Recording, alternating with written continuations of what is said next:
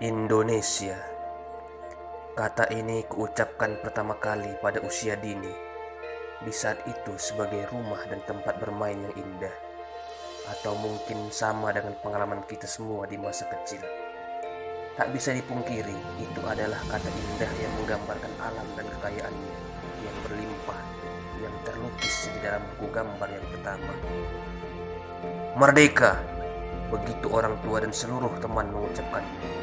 Hal itulah yang menjadi awal bagi kita untuk memahaminya. Apa itu merdeka?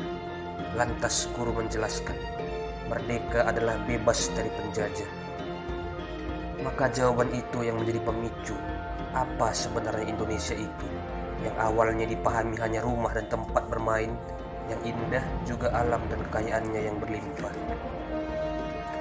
Maka jawabannya, Indonesia adalah suatu identitas kemanusiaan yang bersatu dalam ikatan bangsa yang memiliki persamaan cita-cita luhur serta perpaduan budaya yang mengakar dalam wadah Bhinneka Tunggal Ika dan lingkup wilayah gugusan kepulauan indah yang luas tersebar dari Sabang sampai Merauke.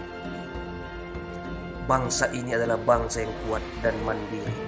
Sejarahnya pun kaya dan penuh dinamika. Bagaimana peradaban demi peradaban silih berganti mengisi perjalanan bangsa ini.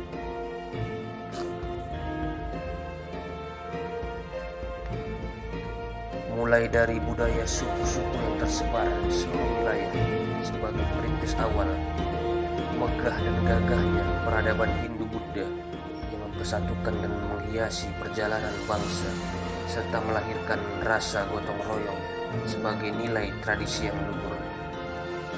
Masuknya kedamaian Islam yang mencerahkan dan selalu bekerja keras untuk meningkatkan hasanah budaya, terutama akhlak dari bangsa kala itu.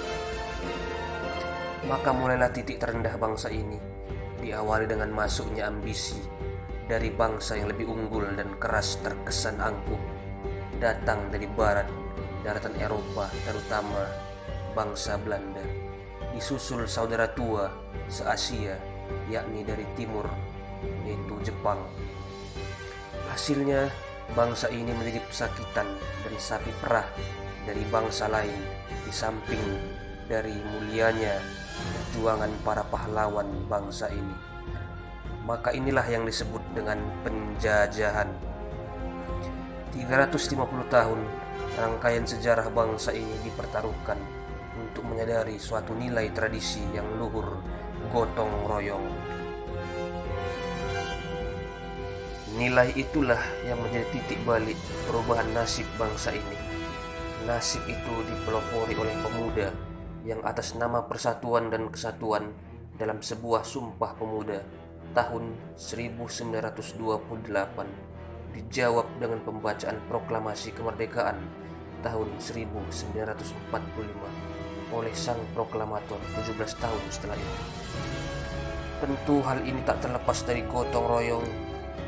Kini, saat ini, di tahun 2021, setelah 75 tahun bangsa ini merdeka melalui perjalanan yang rumit dan penuh penderitaan, jadikanlah itu sebagai memori landasan berpikir kita dalam berbangsa. Hikmahnya, Tuhan menetapkan kita yang hidup di tahun 2021 sebagai insan yang dipercaya untuk mengisi perjalanan bangsa ini ke arah yang lebih baik, menjadi pelaku sejarah, pemegang estafet perjuangan leluhur kita, teristimewa kepada pemuda. Pemuda Indonesia, kita adalah pilar penentu keberlangsungan nasib bangsa ini. Sekali lagi Tuhan mempercayakan kita, jangan disia-siakan dengan menghabiskan waktu dan tenaga untuk nafsu sesaat dan sesat. Tapi marilah kita selalu giat belajar dan berjuang menjadi pemuda yang diharapkan dan dinantikan serta yang dicita-citakan pendahulu kita untuk kejayaan bangsa ini, negara ini dalam nilai gotong royong. Indonesia.